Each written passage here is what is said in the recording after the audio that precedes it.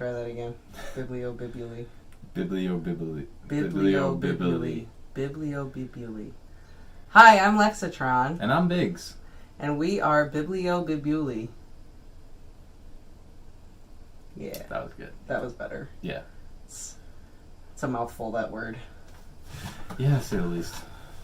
So, we are going to read books for you all. Exciting books. Fantasy books. All kinds of books.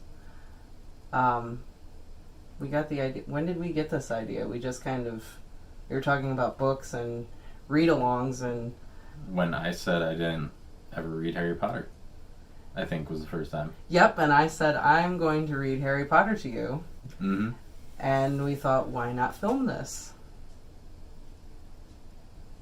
Because this is going to be a magic moment that must be recorded. Oh my god. Is this how it's going to be? This is exactly how it's going to be. This is how it's going to be. You know what you're getting yourself into. Okay. Okay. Well, anyway. Come on, it's a book about magic. Well, we're going to read books out loud to each other, and we are going to start with Harry Potter because Biggs has never read Harry Potter. I don't know how he never read Harry Potter, but I read the first movie. I watched the first movie. okay. Anyway, Biggs has requested that I read it in a British accent and do voices, so I will do my best. But why don't you tell us what you know about Harry Potter? Well, I know Harry's a wizard. Yeah.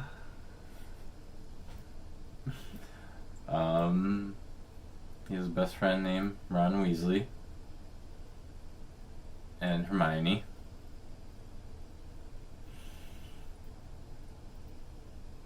Oh, were you expecting more? I'm just waiting for you to... Is that it? That's about it. Okay. Oh, he has a lightning bolt on his forehead. Okie dokie. So, this is gonna be the opening of a whole entire new universe for you. Oh my goodness, you know nothing about Harry Potter. No. Okay. Well, please join us on our 7-book journey of Harry Potter. I, for one, have read the books like 1,000 times. I think I read number 3 alone at least 13 times when I was a kid. So, for me, this is just... I can't even fathom how this gentleman has never forayed into Harry Potter, but... okay. I was a Lord of the Rings kid. I liked Lord of the Rings too. Okay. Are you ready? Should we just start? Let us begin. Alright. Harry Potter and the Sorcerer's Stone. I've got to go ahead and be British now. So I can read and be British. Give you the full effect of it all. Are you going to be able to do different accents in British? Well, you know, different voices in a British accent. I guess we'll just have to wait and see what happens, won't we? I suppose. Chapter 1. The Boy Who Lived. Mr. and Mrs. Dursley of number 4 Privet Drive were very proud to say that they were perfectly normal, thank you very much. They were the last people you would expect to be involved in anything strange or mysterious, because they just didn't hold with such nonsense. Mr. Dursley was the director of a firm called Grunnings, which made drills. He was a big, beefy man with hardly any neck, although he did have a very large moustache. Mrs. Dursley was thin and blonde and had nearly twice the usual amount of neck, which came in very useful as she spent so much of her time craning over garden fences spying on the neighbours. The Dursleys had a small son called Dudley, and in their opinion there was no finer boy anywhere. The Dursleys had everything they wanted, but they also had a secret, and their greatest fear was that someone would discover it. They didn't think that they could bear it if anyone found out about the Potters. Mrs. Potter was Mrs. Dursley's sister, but they hadn't met for several years. In fact, Mrs. Dursley pretended that she didn't have a sister because her sister and her good-for-nothing husband were as un-Dursleyish as it was possible to be. The Dursleys shuddered to think that what the neighbours would say if the Potters arrived in the street. The Dursleys knew that the Potters had a small son too, but had never seen him. This boy was another good reason for keeping the Potters away. They didn't want Dudley mixing with a child like that. When Mr. and Mrs. Dursley woke up on the dull grey Tuesday our story begins, there was nothing about the cloudy sky outside to suggest that strange and mysterious things would soon be happening all over the country. Mr. Dursley hummed as he picked out his most boring tie for work, and Mrs. Dursley gossiped away happily as she wrestled a screaming Dudley into his high chair. None of them noticed a large tawny owl fluttering past the window. At 8:30, Mr. Dursley picked up his briefcase, pecked Mrs. Dursley on the cheek, and tried to kiss Dudley goodbye, but missed, because Dudley was now having a tantrum and throwing his cereal at the walls. "Little tyke," chortled Mr. Dursley as he left the house. He got into his car and backed out of number 4's drive. It was on the corner of the street that he noticed the first sign of something peculiar. A cat reading a map. For a second Mr. Dursley didn't recognize what he had seen. Then he jerked his head around to look again. There was a tabby cat standing on the corner of Privet Drive, but there wasn't a map in sight. What could he have been thinking of? It must have been a trick of the light. Mr. Dursley blinked and stared at the cat. It stared back. As Mr. Dursley drove round the corner and up the road, he watched the cat in his mirror. It was now reading the sign that said Privet Drive. No, looking at the sign. Cats couldn't read maps or signs. Mr. Dursley gave himself a little shake and put the cat out of his mind. As he drove down toward town, he thought of nothing except a large order of drills he was hoping to get that day. But on the edge of town, drills were driven out of his mind by something else. As he sat in his usual morning traffic jam, he couldn't help noticing that there seemed to be a lot of strangely dressed people about. People in cloaks. Mr. Dursley couldn't bear people who dressed in funny clothes, the get-ups you saw on young people. He supposed this was some sort of stupid new fashion. He drummed his fingers on the steering wheel, and his eyes fell on a huddle of those weirdos standing close by. They were whispering excitedly together.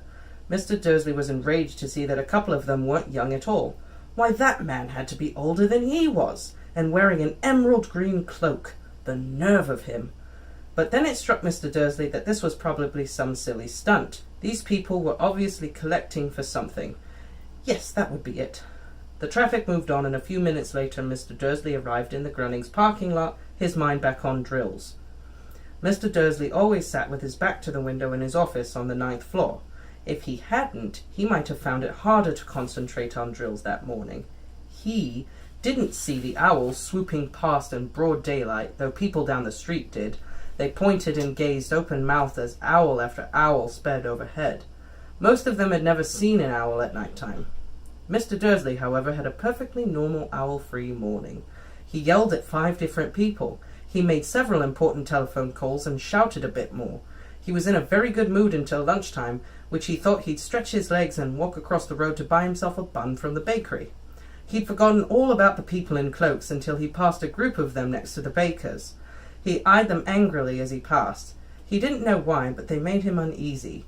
This bunch were whispering excitedly, too, and he couldn't see a single collecting tin. So, does Mr. Dursley know about wizards and everything?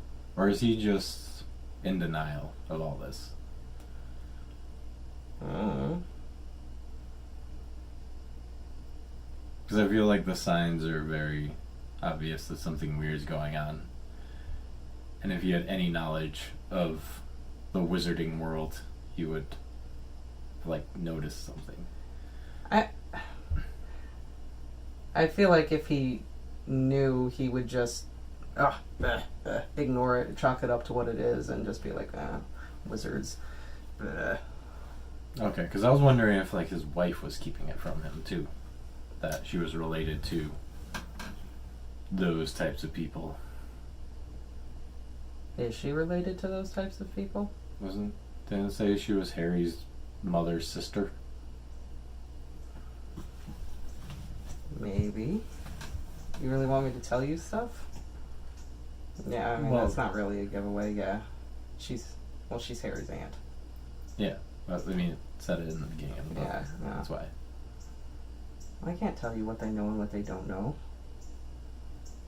It'll ruin stuff that happens later. Okay, fine. Ruin it with spoilers.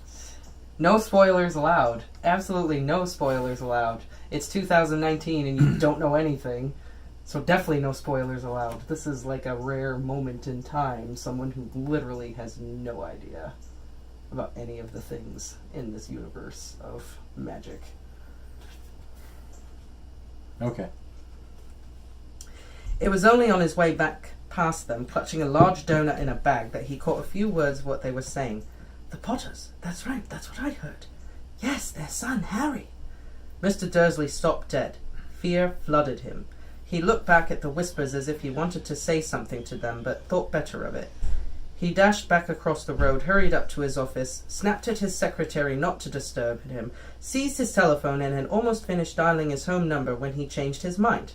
He put the receiver back down and stroked his mustache, thinking. No, he was being stupid. Potter wasn't such an unusual name. He was sure that there were lots of people called Potter who had a son named Harry. Come to think of it, he wasn't even sure if his nephew was called Harry. He'd never seen the boy. It might have been Harvey. Or Harold. There was no point in worrying Mrs. Dursley. She always got so upset at any mention of her sister. He didn't blame her if he'd had a sister like that. But all the same, those people in cloaks. So he does know. Yeah. He's just denial. Yeah. Yeah. Well, he wants to be the epitome of normal, upstanding. Suburban, Yeah. perfect family, Yeah. white Yeah. picket fence. Yeah. He found it a lot harder to concentrate on drills that afternoon when he'd left the building at 5 o'clock, he was still so worried that he walked straight into someone just outside the door. Sorry, he grunted as the tiny old man stumbled and almost fell. It was a few seconds before Mr. Dursley realized that the man was wearing a violet cloak. He didn't seem at all upset at being almost knocked on the ground.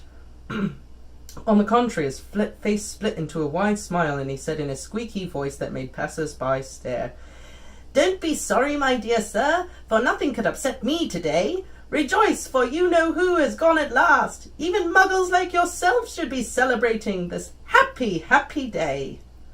And the old man hugged Mr. Dursley round the middle and walked off. Mr. Dursley stood rooted to the spot. He had been hugged by a complete stranger. He also thought he had been called a muggle, whatever that was. He was rattled. He hurried to his car and set off for home, hoping he was imagining things which he had never hoped before, because he didn't approve of imagination. As he pulled into the driveway of number 4, the first thing he saw, and it didn't improve his mood, was the tabby cat he'd spotted that morning. It was now sitting on his garden wall. He was sure it was the same one. It had the same markings around its eyes. "Shoo!" said Mr. Dursley loudly.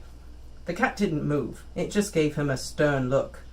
Was this normal cat behavior? Mr. Dursley wondered. Trying to pull himself together, he let himself into the house. He was still determined not to mention anything to his wife.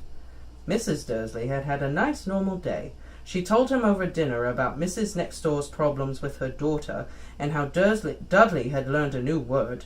Won't. Mr. Dursley tried to act normally. When Dudley had been put to bed, he went into the living room in time to catch the last report of the evening news. And finally, bird watchers everywhere have reported that the nation's owls have been behaving very strangely today.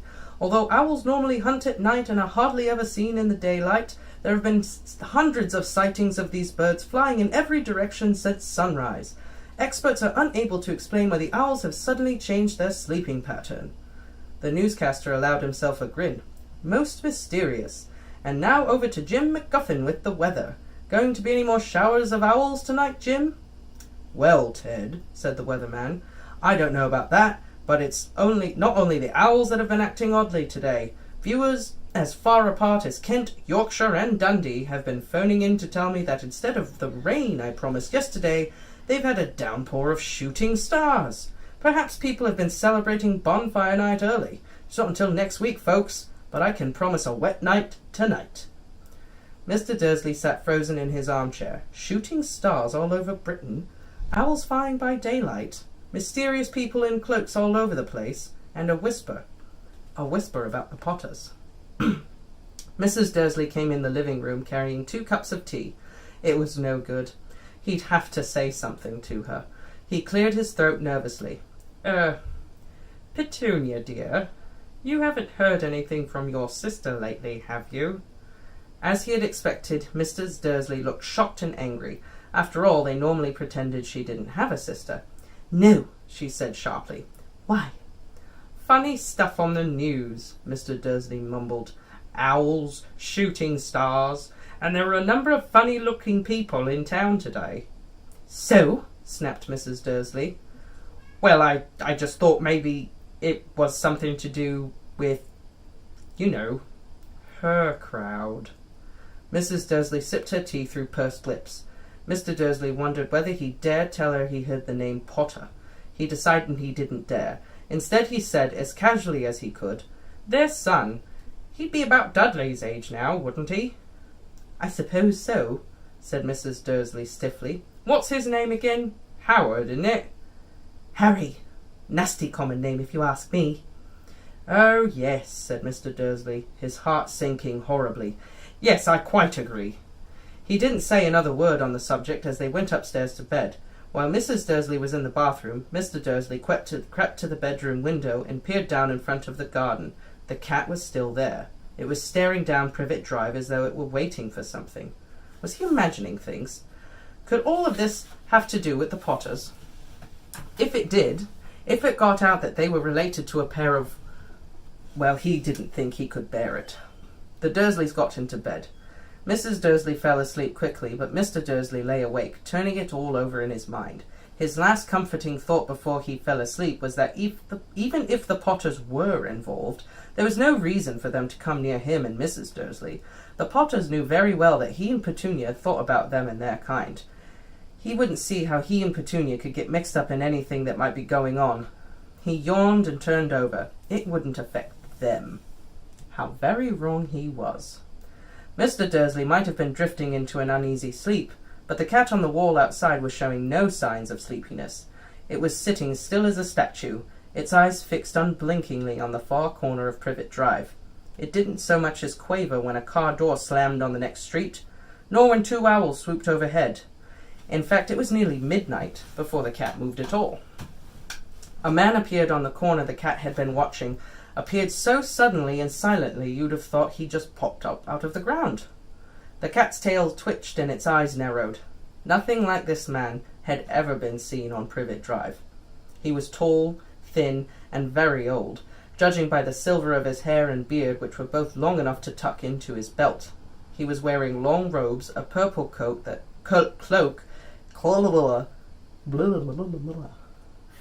swept to the ground, and high-heeled knuckled boots. His blue eyes were light, bright, and sparkling behind half-moon spectacles, and his nose was very long and crooked, as though it had been broken at least twice. This man's name was Albus Dumbledore. Albus Dumbledore didn't seem to realize that he had just arrived in a street where everything from his name to his boots was unwelcome. He was busy rummaging in his cloak, looking for something, but he didn't seem to realize he was being watched because he looked up suddenly at the cat, which was still staring at him from the other end of the street. For some reason, the sight of the cat seemed to amuse him.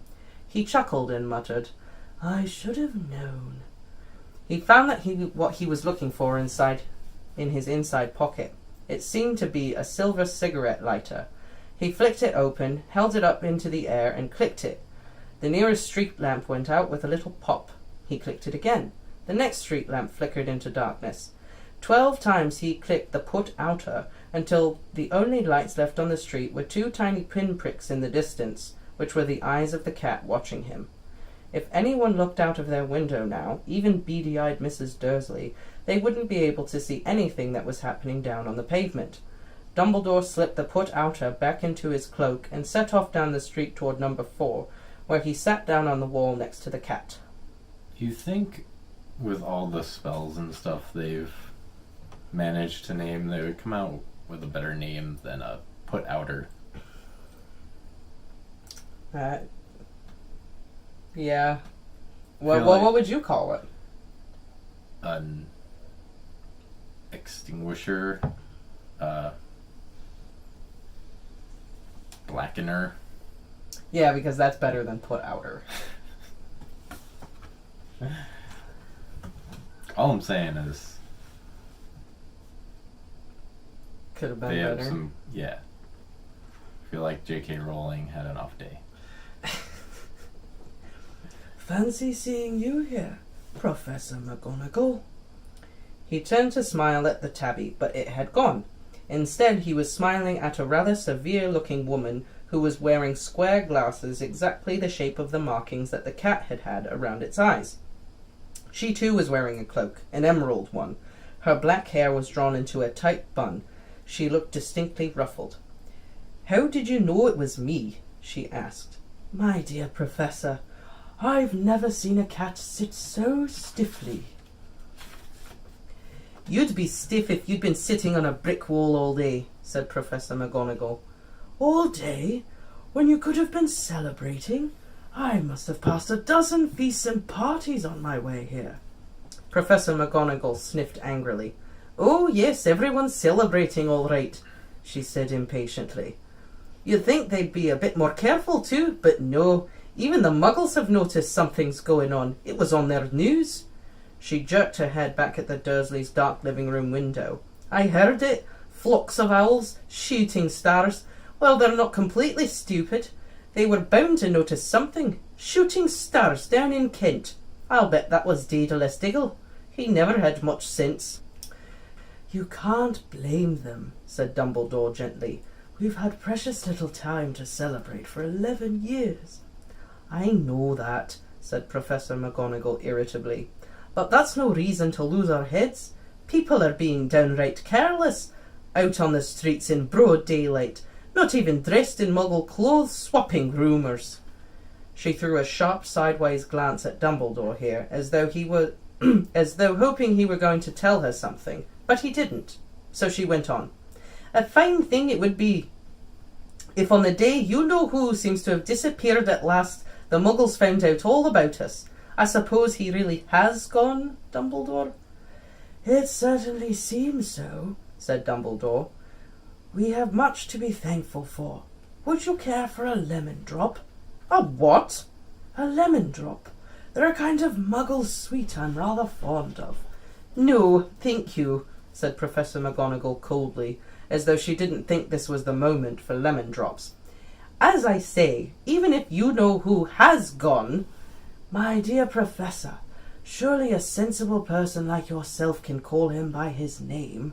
All of this you-know-who nonsense. For 11 years I've been trying to persuade people to call him by his proper name. Voldemort." Professor McGonagall flinched, but Dumbledore, who was unsticking 2 lemon drops, seemed not to notice. "It all gets so confusing if we keep saying you-know-who. I've never seen any reason to be frightened of saying Voldemort's name." "I know you haven't," said Professor McGonagall, sounding half exasperated, half admiring. "But you're different. Everyone knows you're the only one you-know—" "Oh, all right. Voldemort was frightened of." "You flatter me," said Dumbledore calmly. "Voldemort had powers I will never have." "Only because you're too, well, noble to use them." "It's lucky it's dark. I haven't blushed so much since Madame Pomfrey told me she liked my new earmuffs." Professor McGonagall shot a sharp look at Dumbledore and said, "The owls are nothing compared to the rumours that are flying around. You know what everyone's saying, about why he's disappeared, about what finally stopped him." It seemed that Professor McGonagall had reached the point she was most anxious to discuss, the real reason she had been waiting on a cold, hard wall all day, for neither as a cat nor as a woman had she fixed Dumbledore with such a piercing stare as she did now.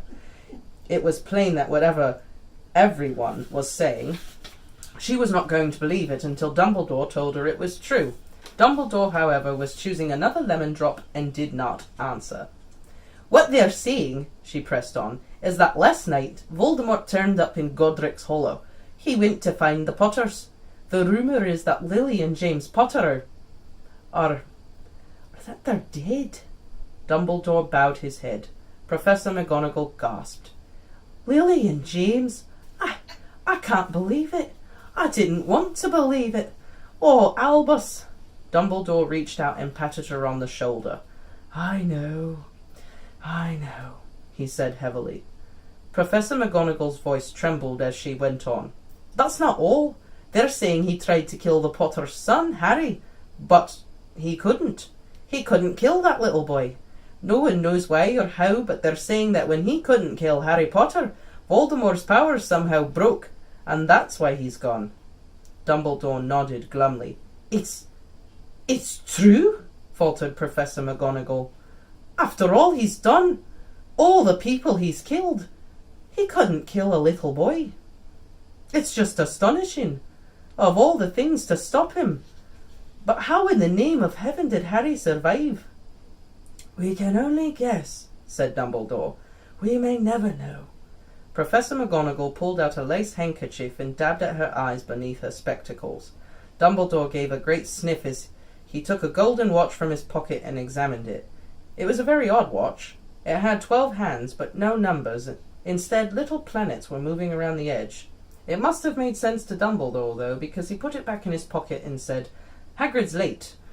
I suppose Hagrid's late. I suppose it was he who told you I'd be here, by the way. Yes, said Professor McGonagall. And I don't suppose you're going to tell me why you're here, of all places. I've come to bring Harry to his aunt and uncle. They're the only family he has left now. You don't mean... You can't mean the people that live here, cried Professor McGonagall, jumping to her feet and pointing at number 4. Dumbledore, you can't. I've been watching them all day. You couldn't find 2 people who are less like us, and that they've got this son. I saw him kicking his mother all the way up the street, screaming for sweets. Harry Potter, come and live here. It's the best place for him, said Dumbledore firmly. His aunt and uncle will be able to explain everything to him when he's older. I've written them a letter. A letter? Repeated Professor McGonagall faintly, sitting down on the wall. Really, Dumbledore, you think that you can explain all this in a letter? These people will never understand him. He'll be famous, a legend. I wouldn't be surprised if today was known as Harry Potter Day in the future. There will be books written about Harry. Every child in our world will know his name. Exactly, said Dumbledore, looking very seriously over the top of his half-moon spectacles. It would be enough to turn any boy's head. Famous before he can walk and talk. Famous for something he won't even remember. Can't you see how much better off he'll be growing up away from all that until he's ready to take it in? Professor McGonagall opened her mouth, swallowed, and then said, Yes, you're right, of course. But how is the boy getting here, Dumbledore? She eyed his cloak suddenly as though she thought he might be hiding Harry underneath it. Hagrid's bringing him. You think it wise to trust Hagrid with something as important as this? I would trust Hagrid with my life, said Dumbledore. I'm not saying his heart isn't in the right place, said Professor McGonagall grudgingly, but you can't pretend he's not careless. He does tend to... What was that? A low rumbling sound had broken the silence around them. It grew steadily louder as they looked up and down the street for some sign of a headlight. It swelled to a roar as they both looked up at the sky, and a huge motorcycle fell out of the air and landed on the road in front of them. If the motorcycle was huge, it was nothing to the man sitting astride it. It was almost twice as tall as a normal man, and at least 5 times as... He was almost twice as tall as a normal man, and at least 5 times as wide. He looked simply too big to be allowed, and so wild. Long tangles of bushy black hair and beard hid most of his face. He had hands the size of trash can lids, and his feet in their leather boots were like baby dolphins. In his vast muscular arms he was holding a bundle of blankets. Hagrid, said Dumbledore, sounding relieved. At last. And where did you get that motorcycle? Borrowed it, Professor Dumbledore, sir, said the giant, climbing carefully off the motorcycle as he spoke. Young Sirius Black lent it to me. I've got him, sir. No problems, were there? No, sir. House was almost destroyed, but I got him out all right before the muggles started swarming around. He fell asleep as we were flying over Bristol. Dumbledore and Professor McGonagall went forward over the bundle of blankets. Inside, just visible, was a baby boy fast asleep. Under a tuft of jet-black hair over his forehead, they could see a curiously shaped cut, like a bolt of lightning. "Is that where?" whispered Professor McGonagall. "Yes," said Dumbledore. "He'll have that scar forever." "Couldn't you do something about it, Dumbledore?" "Even if I could, I wouldn't. Scars can come in handy. I have one myself above my left knee that is a perfect map of the London Underground. Well, give him here, Hagrid. We'd better get this over with." Dumbledore took Harry in his arms and turned toward the Dursleys' house. Could I say goodbye to him, sir?" asked Hagrid. He bent his great shaggy beard over Harry and gave him what must have been a very scratchy, whiskery kiss. Then suddenly Hagrid let out a howl like a wounded dog. "Shh!" hissed Professor McGonagall. "You'll wake the muggles." Sorry," muttered Hagrid, taking out a large spotted handkerchief and burying his face in it. "But I can't stand it. Lily and James dead, and poor little Harry off to live with muggles." Yes, it's all very sad. But get a grip on yourself, Hagrid, or we'll be found," Professor McGonagall whispered, patting Hagrid gingerly on the arm as Dumbledore stepped over the low garden wall and walked to the front door. He laid Harry gently on the doorstep, took a letter out of his cloak, tucked it inside Harry's blankets, and then came back to the other two. For a full minute the three of them stood and looked at the little bundle. Hagrid's shoulders shook. Professor McGonagall blinked furiously, and the twinkling light that usually shone from Dumbledore's eyes seemed to have gone out. "Well," said Dumbledore finally, "that's that. We've no business staying here. We might as well go and join the celebrations." "Yeah," said Hagrid in a muffled voice. "I'd best get this bike away. Good night, Professor McGonagall. Professor Dumbledore, sir." Wiping his streaming eyes on his jacket sleeve, Hagrid swung himself onto the motorcycle and kicked the engine into life. With a roar, it rose into the air and off into the night. "I shall see you soon, I expect, Professor McGonagall," said Dumbledore, nodding to her. Professor McGonagall blew her nose in reply. Dumbledore turned and walked back down the street. On the corner he stopped and took out the silver put-outer. He clicked it once, and 12 balls of light sped back to their street lamp so that Privet Drive glowed suddenly orange, and he could make out a tabby cat slinking around the corner at the other end of the street. He could just see the bundle of blankets on the step of number 4. "Good luck, Harry," he murmured. He turned on his heel, and with a swish of his cloak, he was gone. A breeze ruffled the neat hedges of Privet Drive, which lay silent and tidy under the inky sky, the very last place you would expect astonishing things to happen. Harry Potter rolled over inside his blankets without waking up. One small hand closed on the letter beside him, and he slept on, not knowing he was special, not knowing he was famous, not knowing he would be woken in a few hours' time by Mrs. Dursley's scream as she opened the front door to put out the milk bottles. Not that he would spend the next few weeks being prodded and pinched by his cousin Dudley.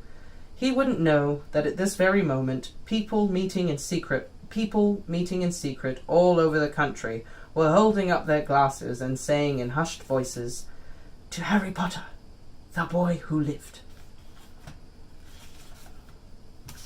What year does this take place? I think Harry is born in... I think Harry's born in 1980? So it'd be like 1981. Really? They still have the milk bottles and stuff then? Yeah. No. I don't know, that just threw me off. Because I thought it took place in like the 80s, 90s. But the milk bottles... Well, this he's 1 in this chapter. Yeah. But when he's a kid, he's like 11 when the books starts. So it's like 91, 92. Okay. Yeah. I don't know. Milk bottles just threw me off. That was the thing that caught your attention. Well, one of the things. My biggest thing is, so you told me that a magical family can have a muggle child. Yes. Well, or I don't know if they'd be a muggle. What was it? Squib. Yeah. Squib. So, can a non-magical family have a magical child? Mm-hmm. Oh, they can. Mm-hmm. And that's a huge, like, part of the books later on. Like, whether your parents are muggles, or one of them's a muggle, or both your parents are a witch and a wizard. Like, that's super important. Okay. Because that threw me off, because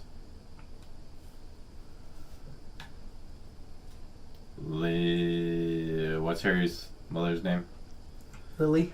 Lily Potter is magical. Her sister isn't. Mm-hmm.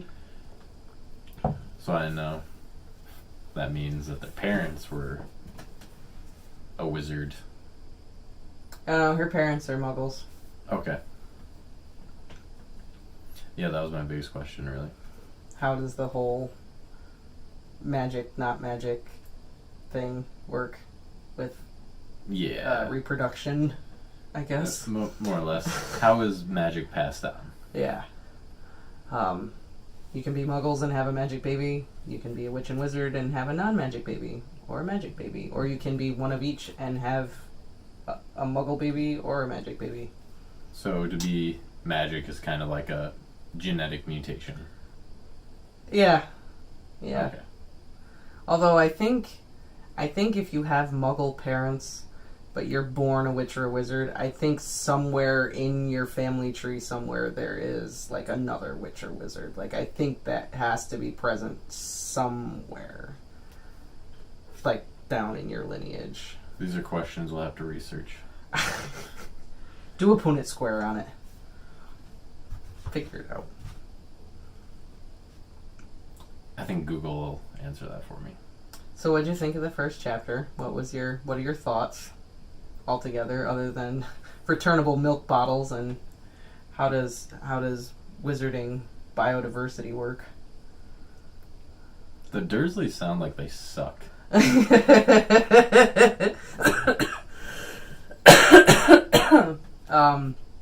Yeah. They sound like the most boring, generic family. I mean, I'm sure that's exactly why she wrote them like that, because that's what she was getting at. I'm very thirsty. I just feel bad for Harry. I think he's been dropped off onto the doorstep of hell. Yeah, more or less. Well, we will find out what his life is like with the Dursleys. It's gonna be like the male little Annie. Yeah? Mm-hmm. You think they're gonna treat him terrible? It's a hard knock life for Harry. Oh, that's another thing I know. I know that he has a room underneath the stairs. Oh, the cupboard under the stairs? Yes. Yeah. I remember that part. Well, you saw the first movie. Yeah. So. But that was like when it first came out, so it's been a while. Right. I don't remember a lot. But you remember he lives under the stairs. Yes. Which is terrible. It's not quite abusive, but he doesn't have his own room. Like, that's terrible. Yeah. You know, that's... I don't know. This is not nice. But, I mean, you'll get a better... You'll get a taste of what they're like in the next chapter. I hate the Dursleys. Everyone hates the Dursleys. They're awful. Do you have any predictions at all about what's going to happen next? I mean, there wasn't really a whole... It's the very, very first chapter, the very, very first book. It's just setting everything up. Like, literally just setting the groundwork for... Here we go. Harry Potter. I have a feeling it's going to start out with Harry being extremely abused by the Dursleys. Mm-hmm. Mostly because it triggered that whole scene of him under the stairs in my mind. Mm-hmm. And then, I don't remember how, but somehow he's going to make it to the train station and run through the wall. Do you hear Bailey barking? Crying. Crying, yes. Yeah. You think it's like we left him for good or something? Like we're not in the same room. Oh my gosh, where are you? What's happening to you? Terrible. All right, well, if you liked any of this, we've got more coming. A lot more. Yeah, a lot more. 7 books worth. And once those are done, more books and more books. So after we finish the entire Harry Potter series, by all means, suggest other books you guys would like us to read. Perhaps some of these. Yeah, we've got lots. So, you know, please like, please subscribe, and comment. We love comments, and we definitely like to respond to them and maybe do a little segment where we read and discuss some of your guys' comments. So thanks for watching, and we'll see you next time.